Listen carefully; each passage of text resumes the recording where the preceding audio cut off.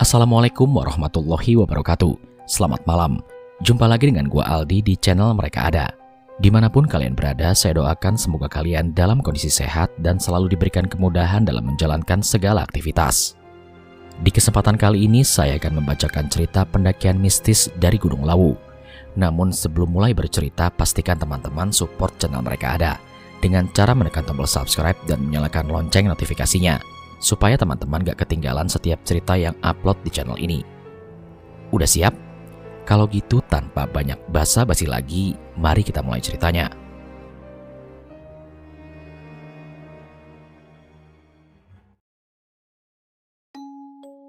Ditemani segelas teh hangat dan suara burung murai milik tetangga, gue memandangi matahari terbit. "Nih Mal, makan dulu," ucap kakak gue Karina sambil membawakan singkong goreng kesukaan gue. "Wih, enak nih." Dan tiba-tiba kakak gua pun bertanya, "Lu kan udah pernah ke gunung ya Mal? Gimana sih rasanya ke puncak?" Tanya kakak gua. Sontak gua kebingungan karena walaupun gua udah pernah 2 kali mendaki gunung, gua belum pernah sampai ke puncak. Dan gua gak pernah cerita kejadian-kejadian di gunung. "Emangnya kenapa nanya-nanya?" Tanya gua pada kakak gua. "Jadi Denny ngajakin kakak buat ke Gunung Lawu." "Lah kalau gitu ya udah, tanya Mas Denny aja," ucap gua. "Ih, nyebelin banget punya adik," ucap kakak gua sambil pergi membawa singkong goreng yang baru saja ia berikan. Singkong gua mau dikemanain?" ucap gua sambil mengejar kakak gua. "Alah, udah gede masih aja ribut," ucap ibu dari dalam rumah. Namun tiba-tiba saja Rizal datang ke rumah gua. "Mal, Akmal," ucap Rizal dan segera gue menghampirinya. Lu Zal? Mal, lu sibuk gak?" Mau kemana? Ke Lawu lagi?" "Wih, kok lu tahu Mal?" "Ya tahu lah, gue kan bisa baca pikiran orang." "Alah, gue yang kasih tahu," ucap kakak gue sambil mengembalikan singkong goreng yang ia bawa. "Ya udah, lu ikut gak Mal?" tanya Rizal. "Gue sih ikut aja kalau Milka ikut." "Milka? Milka siapa Mal?"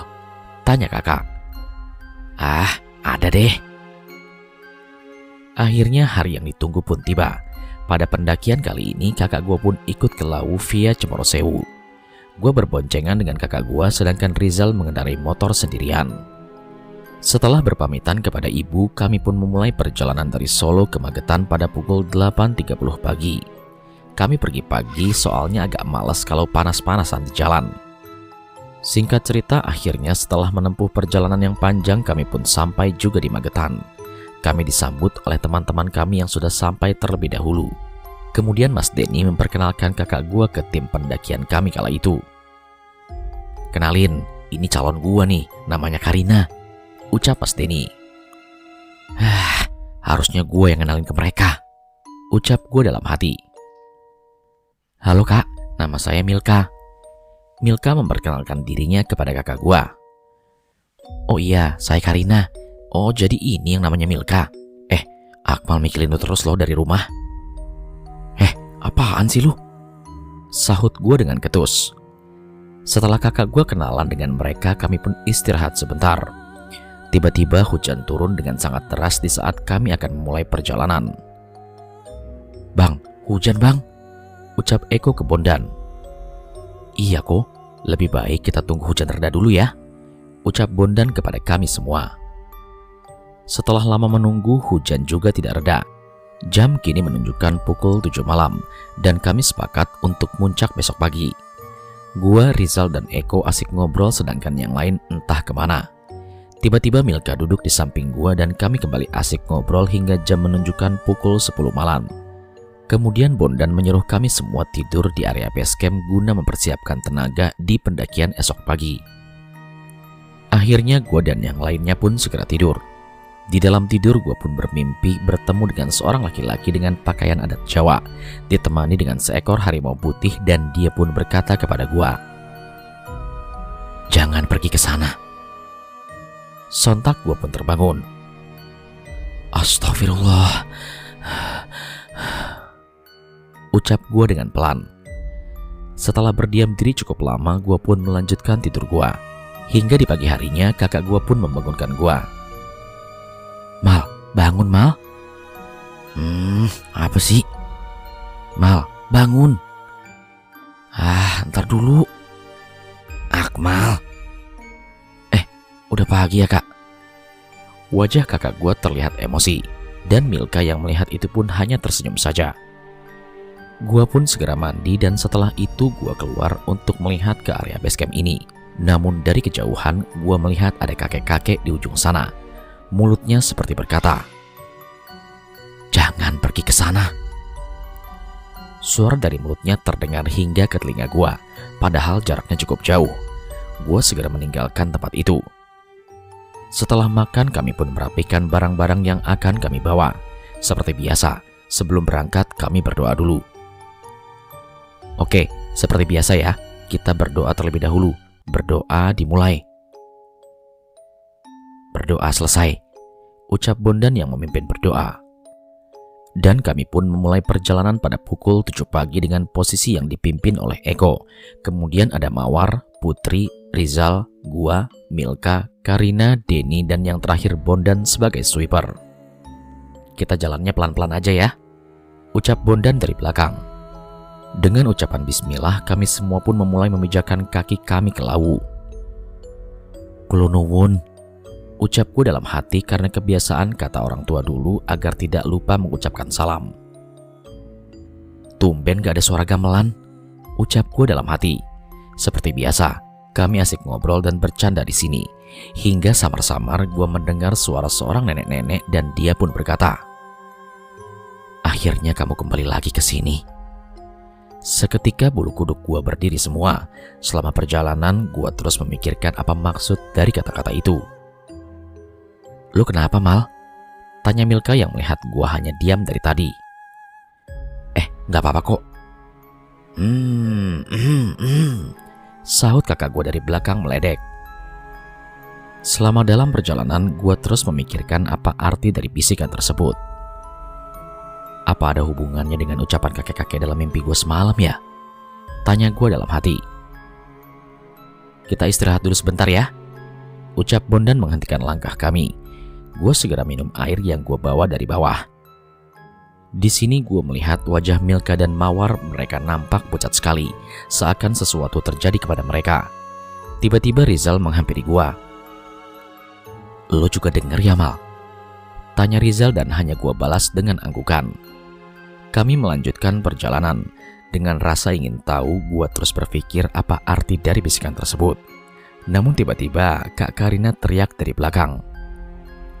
"Rin, lu kenapa Rin?" tanya Mas Denny. Namun Karina hanya bisa menangis. "Mbak, kenapa Mbak?" tanya gue dengan penasaran.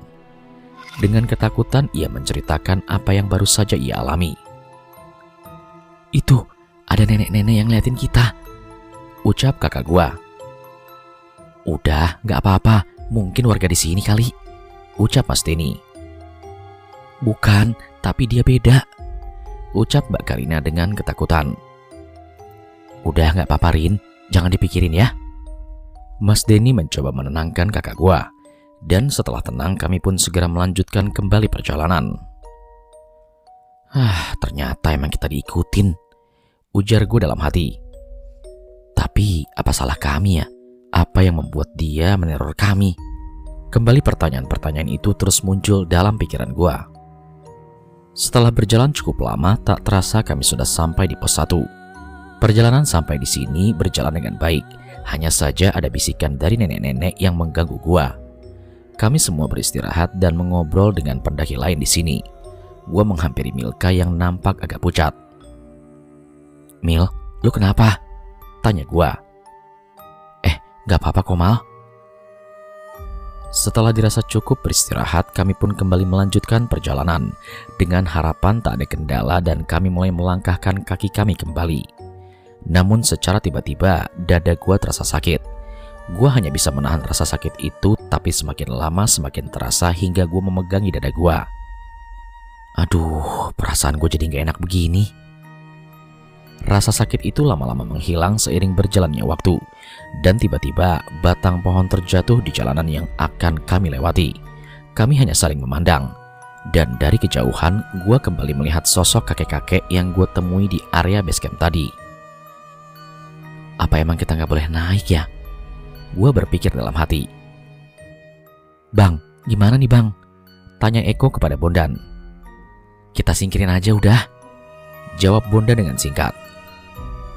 Kami pun segera menyingkirkan batang pohon tersebut dan kembali melanjutkan perjalanan. Mal, lu kenapa? Tanya Bondan kepada gua. Kayaknya kita nggak bisa ngelanjutin perjalanan deh bang. Loh, emangnya kenapa Mal? Perasaan gua nggak enak bang. Ah, udah nggak apa-apa, jawab Denny dengan pede. Mentang-mentang ada kakak gua sok berani lu, ucap gua dalam hati.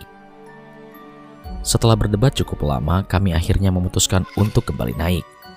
Kami akhirnya sampai di pos 2 pukul 1 siang dan kami makan siang di sini. Setelah makanan telah tersedia, kami pun mulai mengisi bahan bakar di sini. Setelah kurang lebih 1,5 jam kami beristirahat, kami pun melanjutkan perjalanan pada pukul 14.30 siang. Namun tiba-tiba kepala gue sakit saat kami akan melanjutkan perjalanan.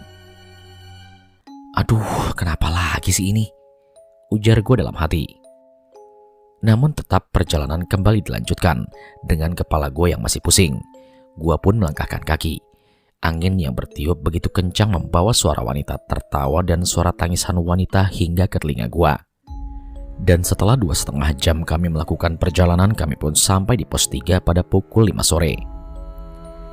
Perjalanan kita kali ini cukup mulus ya bang, ucap Eko ke Bondan. Iya kok, alhamdulillah. Sedangkan gua malah kepikiran dengan apa yang dikatakan Eko barusan. Tiba-tiba saja mendung datang dan kami segera membuat tenda di pos 3. Karena hujan turun dengan sangat deras, kami pun memutuskan untuk bermalam di sini.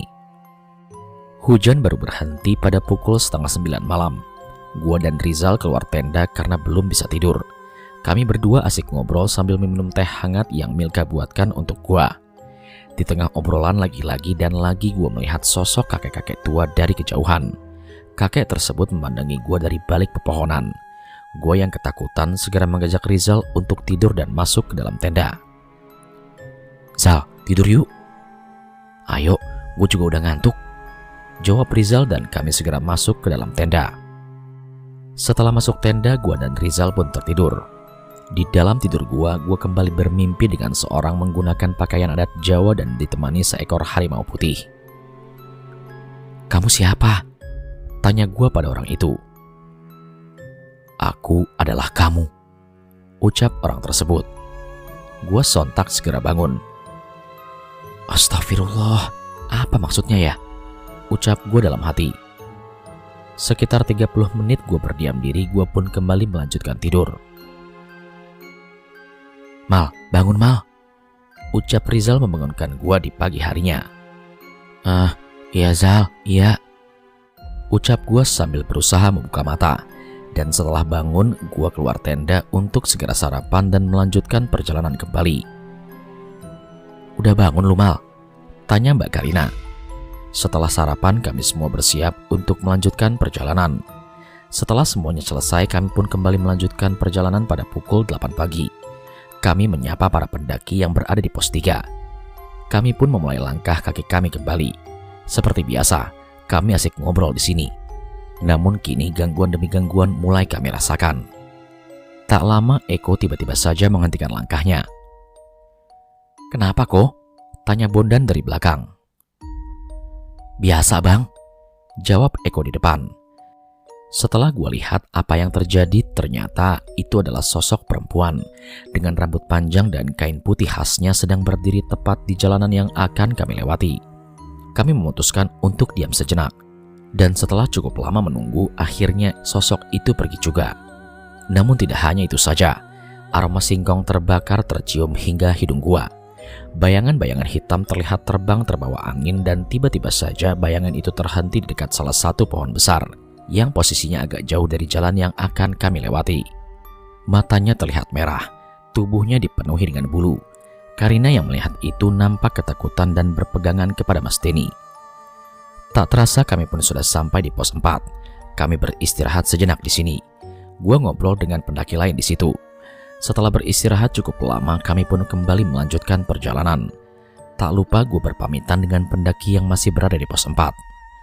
Di tengah perjalanan tiba-tiba kabut yang tebal datang dan mengganggu perjalanan kami. "Bang, rapat bang," suruh Eko kepada kami. Namun tiba-tiba saja Karina yang ada di belakang menghentikan langkahnya. "Kenapa Rin?" tanya Mas Denny. "Perut gua mules Den," ucap Mbak Karina. Kemudian Karina ditemani Milka pergi untuk buang air besar, sedangkan kami beristirahat dan ngobrol di sini. Setelah cukup lama menunggu, mereka tidak juga kembali. "Kok nggak balik-balik ya?" ucap gue dengan khawatir.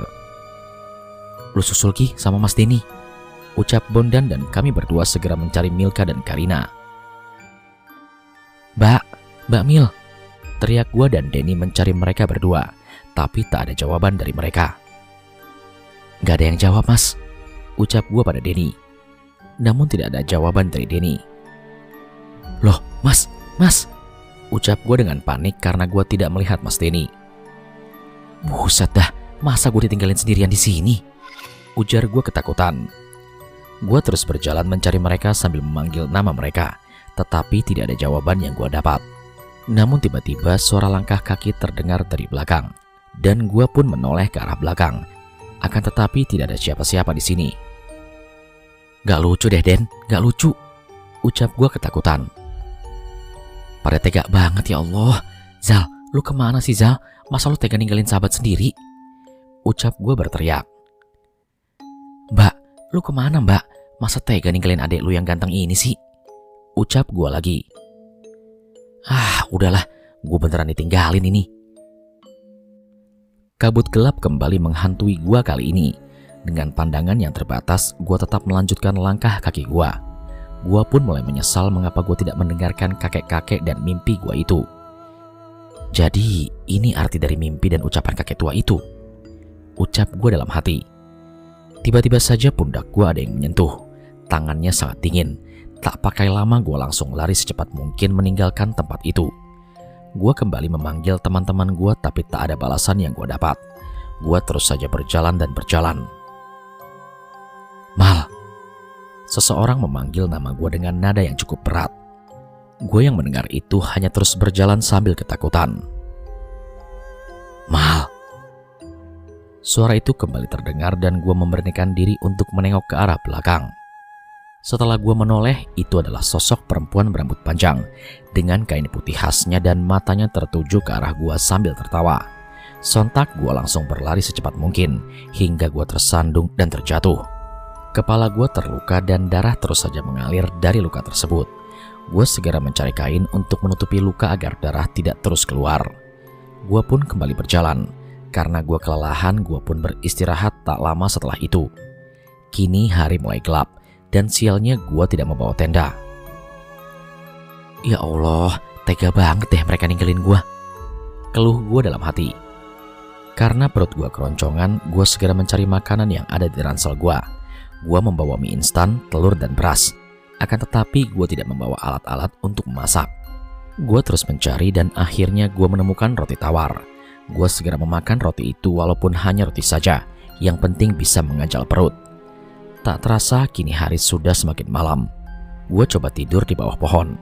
Namun di saat gue sedang tertidur, tiba-tiba ada seorang wanita yang memeluk gue sambil menangis. "Lu dari mana aja sih Mal? Gue takut Mal," ucap wanita itu sambil menangis. Gue pun segera bangun dari tidur dan gue melihat siapa wanita itu. Gue kira itu adalah makhluk gaib yang sedang mengganggu gue, tapi ternyata itu Milka. "Mil, ini beneran lu kan Mil?" "Iya Mal, ini gua," ucap Milka sambil melepaskan pelukannya. "Kok lu bisa ada di sini Mil? Jangan bilang lu nyari gua sendirian," tanya gua. "Panjang ceritanya Mal, yang penting gua udah ketemu sama lu." "Kepala lu kenapa Mal?" tanya Milka pada gua. "Oh ini, gak apa-apa kok, tadi gua cuma jatuh," jawab gua sambil menutupi luka di kepala. "Lu gak bawa tenda ya Mal?" tanya Milka sambil mengeluarkan tenda dari ransel yang ia gendong. "Enggak Mil." Setelah itu kami pun segera mencari tempat yang sekiranya bisa untuk mendirikan tenda di sini. Dan setelah menemukan tempat yang datar dan cukup luas, kami pun segera mendirikan tenda.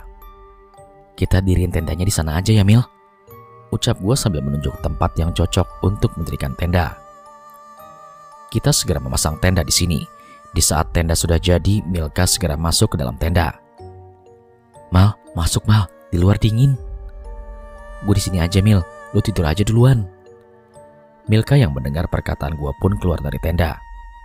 Kalau lu di luar, gue juga di luar. Akhirnya kami berdua pun masuk ke dalam tenda. Dengan penerangan senter, Milka mencoba mengobati luka di kepala gue. Gue obatin ya Mal, ucap Milka dan gue hanya mengangguk.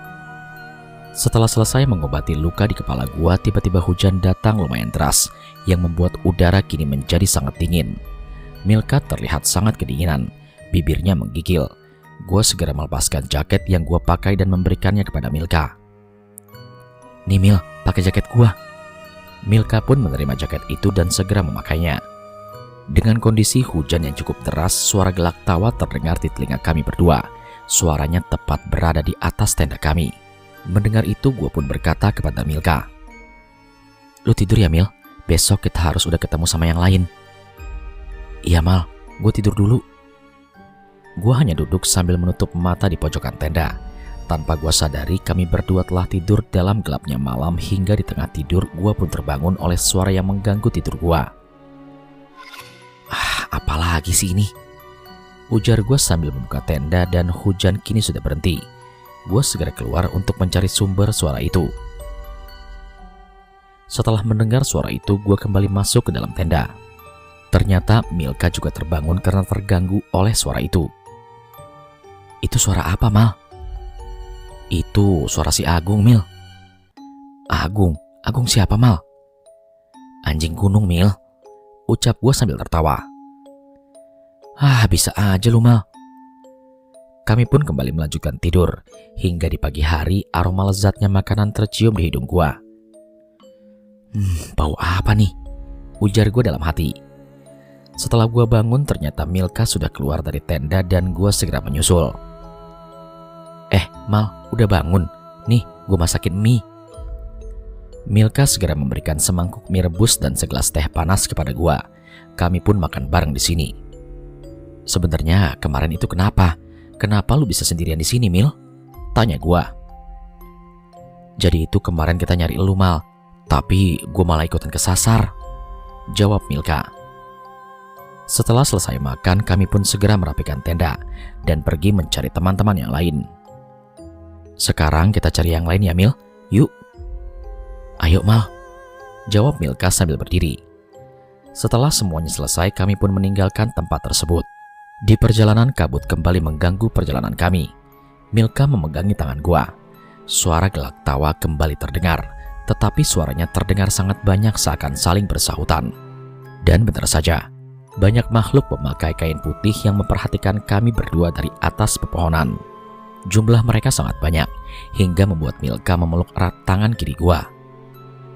Mal, gue takut Mal. Sebenarnya gue juga takut Mil, tapi kita harus lewatin ini.